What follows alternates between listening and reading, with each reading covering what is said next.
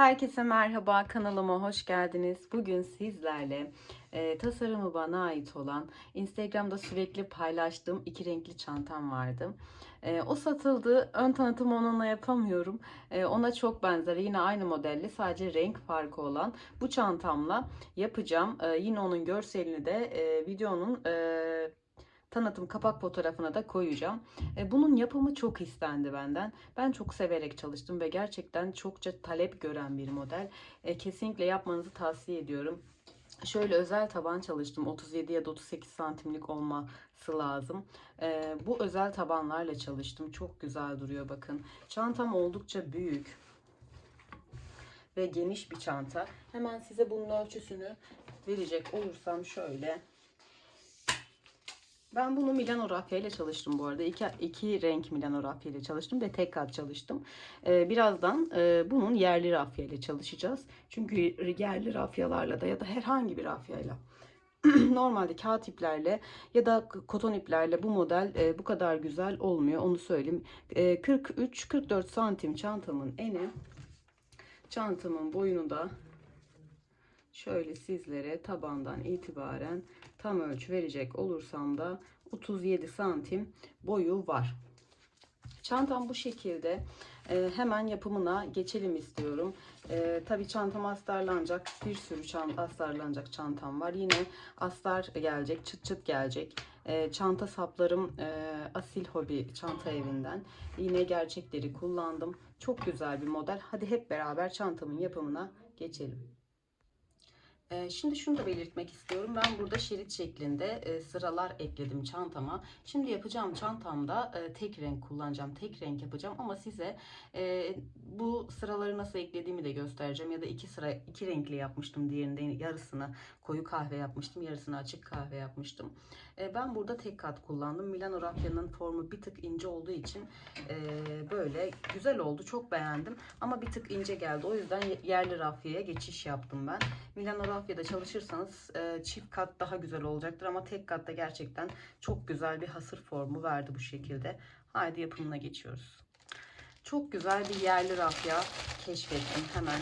Bunu Asilori Çanta Aksesuar sayfasından aldım yine. Yani dokusu muhteşem bir doku. Yumuşacık bir örümü var arkadaşlar. Yakından şöyle bakın. Tabanımı, daha doğrusu çantamı 4 milim tığla öreceğim. Ama tabanımı 3,5 ya da 3 ile öreceğim. Çünkü deliklerden geçirmekte zorlanmamak için yerli rafya kullanıyorum. 37 santimlik çanta tabanı kullanıyorum. Çantamın tabanı Angel Çanta Aksesuar sayfasından. Yine Instagram'dan bana ulaşırsanız tüm bilgileri, ürün bilgilerini sizlere iletebilirim. Bu arada desteklemeyi de unutmazsanız sevinirim. Yorumlarınıza ve beğenilerinize çok ihtiyacım var. Kanalıma abone olmak tamamen ücretsizdir. Haydi hep beraber çantamızın yapımına başlayalım.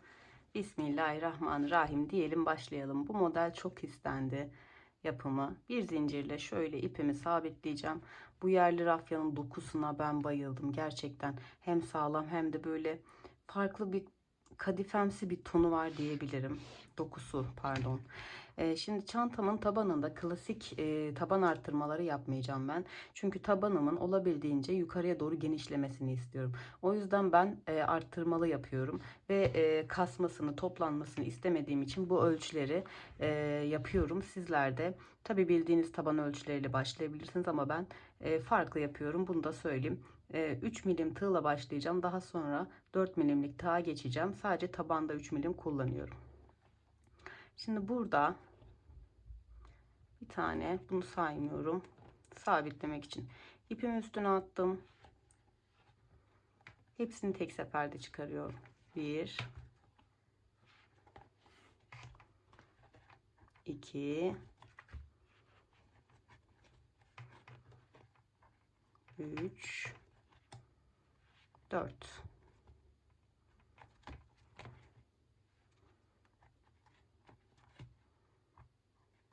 4 tane battım. Hemen yanına da 4 tane batıyorum. İpimi üstüne atıp tek seferde çıkarıyorum. Yani yalancı sık iğne ya da çakma trabzan denen modeli. 2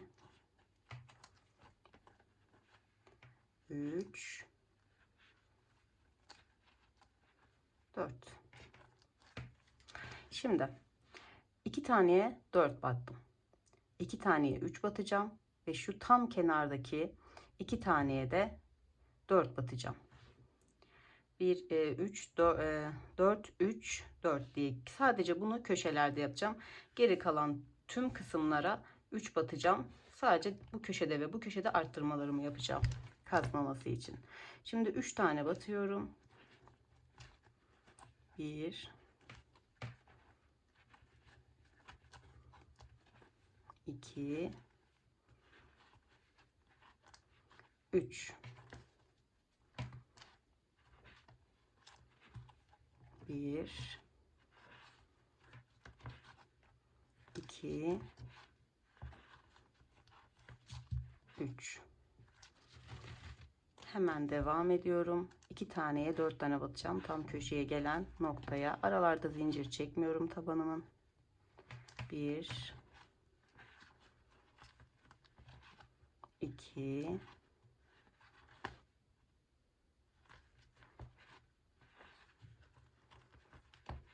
3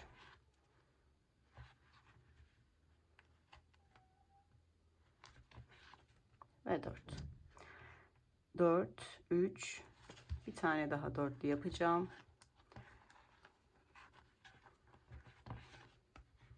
1 2 3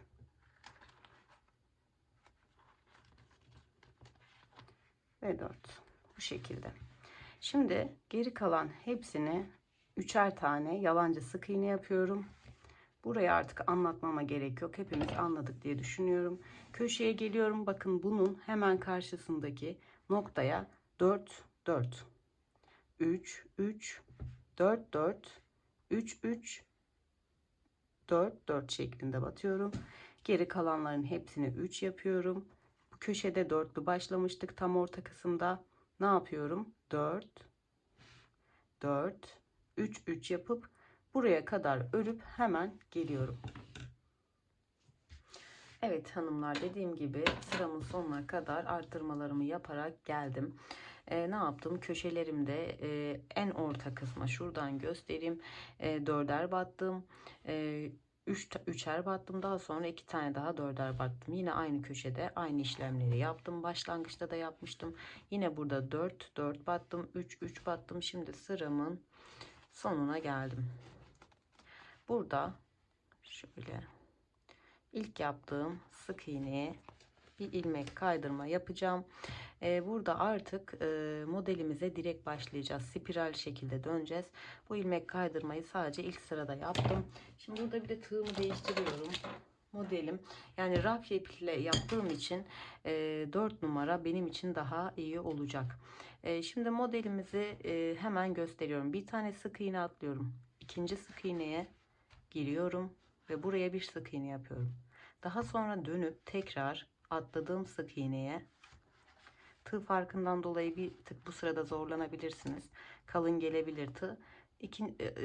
Dönüp tekrar o sık iğneye batıp bu şekilde bir sık iğne yaptım. Modelimiz tamamen sık iğneden oluşuyor ve modelimizi çift sayı üzerine kuruyoruz. Sıra sonunda ne demek istediğimi daha iyi anlayacaksınız. Hemen birinci sık iğneye değil ikinci sık iğneye battım.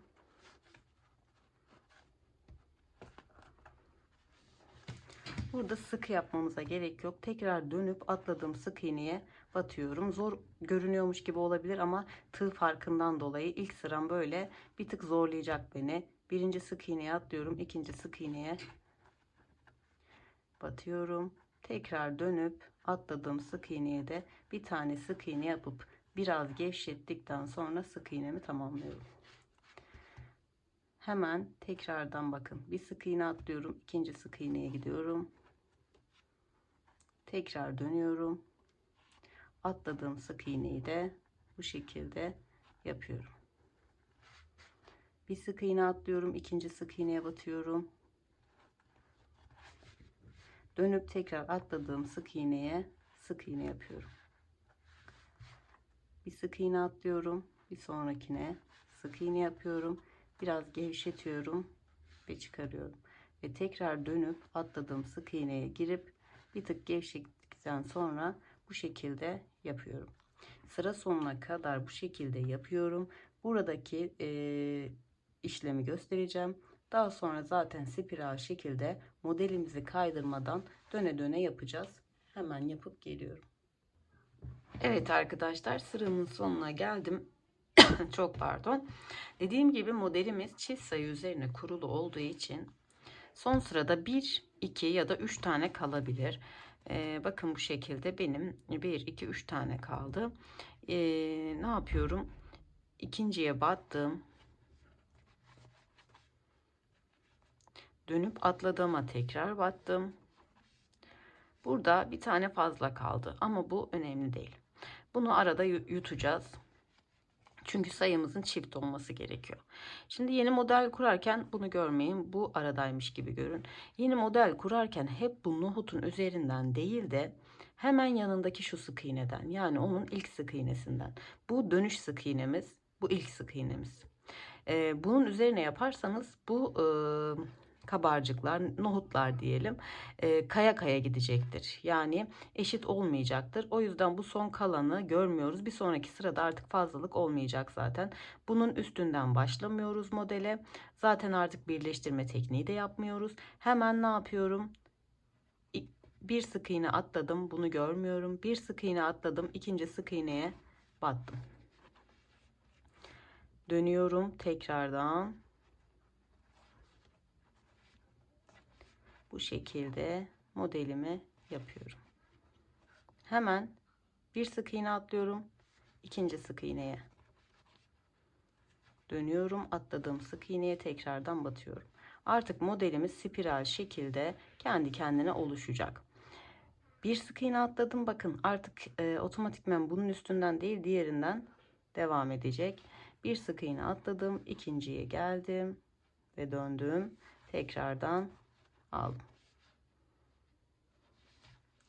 Bir sık iğne atlayıp ikinci sık iğneye geldim. Sık iğnemi yaptım ve dönüp tekrardan diğer sık iğnemi de yapıyorum. Aynı şekilde sıra sonuna kadar devam ediyoruz. Ben de yapıp geliyorum. Artık zaten modelimiz oluştu. Burada spiral şekilde devam edeceğiz. Bakın ne kadar hoş bir model oldu. Hemen tamamlayıp geliyorum. Evet, sıramın sonuna geldim. Şöyle ilk başladığım noktaya bir işaretleyici koydum. Çünkü çantamız bittiği zaman çantamızı bu noktada bitirelim ki sıra sayılarımız eşit olsun diye. Bunu da sizinle paylaşmak istiyorum. Bakın artık yapacağımız hiçbir şey yok. Spiral şekilde döne döne çantamızı istediğimiz boyuta ulaşana kadar yapacağız. Bakın burası birinci sık iğnem, ikinci sık iğnem. İkinci sık iğneye battım. Tekrar döndüm, atladığıma battım bu şekilde. Bakın yeni sıraya geçerken artık spiral şekilde döne döne gideceğimiz için hiçbir fark olmayacak burada. Ve dediğim gibi yeni atladığımız sık iğne bu nohut modellerimiz olmak zorunda. Eğer çift sayı üzerine kurduysak modelimizi bu böyle devam edecektir. Sakın kaydırma yapmayın. Kaydırma yaparsanız çirkin bir modelle dönüşecektir. Bir sık iğne atladım. Bakın buradaki sık iğneye batıyorum. Dönüyorum. Bu şekilde. Atlıyorum. İkinci sık iğneme. Ve dönüp tekrar atladığımda da sık iğnemi yapıyorum. Örüm o kadar kolay ve güzel bir model ki gerçekten hemencecik bitiyor ve ilerliyor bu model. Ve ben bu çantayı çok beğeniyorum. Yapımı da dediğim gibi istek üzerine yapıyorum artık. Çok istenildiği için, talep olduğu için de sizlerle paylaşmak istedim. Birkaç sıra gittikten sonra artık çantamız şöyle içe doğru kıvrılacak. O zaman daha güzel bir form olacak. Sıra değiştirmeyi de sizlere göstereceğim. Biraz ilerledikten sonra ben artık bu modeli göstermeyeceğim. İstediğiniz boyuta kadar yapın bunu. Eğer tek renk yapacaksanız yine tabii ölçü vereceğim. Kendi yaptığım ölçüde renk değiştirmek isterseniz de onu da sizlere göstereceğim arkadaşlar. Hemen Biraz yaptıktan sonra geliyorum. Evet arkadaşlar, ben çantamı istediğim boyuta ulaşana kadar ördüm. Size şimdi birkaç püf noktası vereceğim. Bakın çantamın tabanı ne kasma yaptı ne bir şey yaptı. Hiç üstte arttırma yapmadım. Tabanımdaki arttırmaları zaten biliyorsunuz. Şimdi ben iki renkli yapmıştım biliyorsunuz. Hem size gösterdiğimi hem de çok sevilen, çok istenilen modeli. Ben bunu tek renk yapmak istedim. Hem size gösterirken daha kolay olması adına, hem de tek renk de çok güzel oluyor gerçekten. Bakın içi de kusursuz. Şimdi ben diğer çantamı 40 santim örmüştüm. Yarısını yine koyu kahve örmüştüm. Yarısını da açık kahve örmüştüm. Çok da güzel bir uyum olmuştu. Hem elimde ipim kalmadığı için hem de anlatırken zorlanmamak için size böyle tek renk çalıştım, ama şimdi diğer püf noktasını da göstereceğim. Bunu daha kısa çalışıyorum. 35 santim diyebiliriz buna. 35 santim ördüm. 34,5, 35. Şimdi ip değiştirirken ne yapıyorum size onu anlatacağım. Burası başlangıç noktam. İşaretleyicimle belirlemiştim.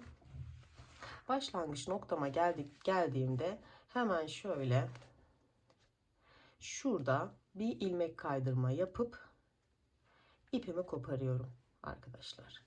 İpimi kopardıktan sonra diğer ipimi de hemen 1-2 sıra gerisinden ekleyerek yine aynı şekilde bakın şuradan, yani her zaman battığımız noktadan sonra dönüp battığımız nokta nohutun üstüydü. Batıp bir zincir çekip batıp sonra dönüp buraya yapıyoruz. İp ekliyoruz. Yeni iple de istediğimiz boyuta kadar örüyoruz. Bunu burada ilmek kaydırma yapıp daha sonra kopardıktan sonra yine buraya geldiğimizde ilmek kaydırma yaptığımız yere batıyoruz. Sonra dönüp tekrardan şu noktaya batıyoruz. Burada herhangi bir çirkin görüntü olmuyor. Bunu böyle söyledik. Şimdi tekrar çantamın bitiş kısmını göstereceğim. Bu arada bu çantaya tam 2 tane ip gitti. Son kalanla da son sırayı yapıyorum. Aslında biraz 40 santim değil de 37 santim, 35 santim yapmamın sebebi de ipim bitti. Tam 2 bobin kullanayım dedim. Diğer ipimi de 2 ipim daha var. Onu da yine bu modelle farklı bir model çalışmayı düşünüyorum. Onu da inşallah beğenirseniz sizlerle paylaşacağım. Şimdi çantamı bitirdim. Ağız kısmına geçiyorum çantamın. Yine aynı şekilde bak, birinciyi atlıyorum. İkinciye şöyle ilmek kaydırma yaparak bu sırayı böyle tamamlıyorum. Daha sonra bir zincir çekiyorum burada. Tekrar dönüyorum. İlmek kaydırmanın bir öncesine ters sık iğne yapıyorum. Daha sonra dönüp bir tane atlıyorum. İkinciye ters sık iğne. Burada ipimizi bir tık gevşetelim. Bakın nohutu atlıyorum. Yine tam tersine gidiyorum aslında. Bir düz sıramın tam tersi. Nohutu atlayıp ikinci sık iğneye ters sık iğne yapıyorum. Bu ağız kısmına bu model gerçekten çok yakışıyor. Hem de esneme yapmıyor çantamızda. İpimi biraz gevşetiyorum. Dönüyorum. Tekrar sık iğne yapıyorum. Ters sık iğne. İpimi gevşettim. Bu şekilde sıra sonuna kadar yapıyorum. Ve artık çantamı bitirip çantamın sapına geçiyorum. Bu şekilde arkadaşlar, bakın ne kadar güzel durdu. Hemen bitirip geliyorum. Evet, şimdi sıramın sonuna kadar bakın bu şekilde yaptım. Çantamın ağız kısmı da mükemmel bir bitiş oldu. Şimdi sonuncuya da bakın 1-2 sonuncuya da batıyorum. Ve artık ipimi burada kesip iğne yardımıyla gizleyeceğim. Hemen sizlere de göstereyim istiyorum ama iğnemi bulabilirsem.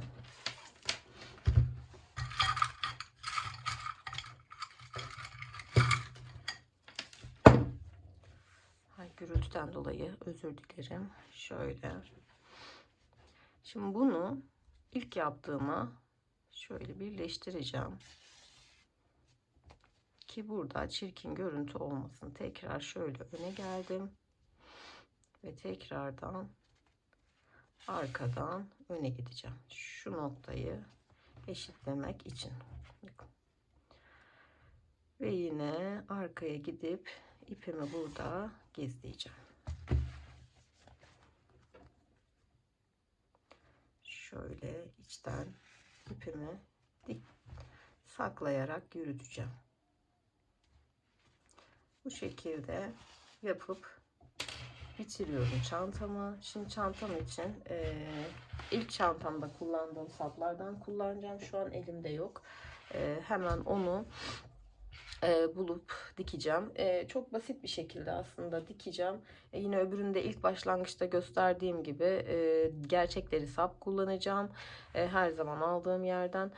Onu da dikip hemen geliyorum. Astar yapmak isterseniz yine astar videolarım mevcut. Videolarım kısmında kolaylıkla astar da yapabilirsiniz. Ben de hem astarını hem de saplarını yapıp geliyorum. Evet arkadaşlar, çantam bitti. Ben çok beğendim. Gerçekten bu model hem çok şık hem de çok kullanışlı oluyor. Bakın tabanımızın güzelliğine bir bakın. Şöyle astarımı da diktim. Yine sizler de astar dikmek isterseniz videolarım kısmında 2 adet astar videom mevcut. Şöyle cebini falan yaptım. Yine buraya bir çıt çıt yapacağım daha sonradan. Şöyle gerçek deri sap kullandım. Biliyorsunuz gerçek deri saplar çok uzun ömürlü oluyor. Asla kopma, deforme olmuyor. Yine tonlara yakın bir sap kullandım. Dikişini de rafyayla diktim. İstediğiniz iple dikebilirsiniz. Kolay bir şekilde olduğu için sizlere göstermedim. Ama bu çantayı bol bol yapın, satın. Çok güzel, çok kullanışlı. Zaten ilk yaptığım çanta satıldı biliyorsunuz. O yüzden sizlere gösteremedim çantamı. Yani çekim yaparken sizlere gösteremedim ama dediğim gibi kapak fotoğrafında göreceksiniz ilk modeli. Bunu 2 renk yapabilirsiniz, 3 renk yapabilirsiniz, farklı rengarenk yapabilirsiniz. Bu şekilde çok güzel ve çok kullanışlı oldu. Böylece bir projemizin daha sonuna gelmiş olduk. Lütfen çantam hakkındaki değerli yorumlarınızı yorum kısmına bırakmayı unutmayın. Ve lütfen kanalıma abone olmayı unutmayın. Bir sonraki projede görüşmek üzere. Kendinize çok çok iyi bakın.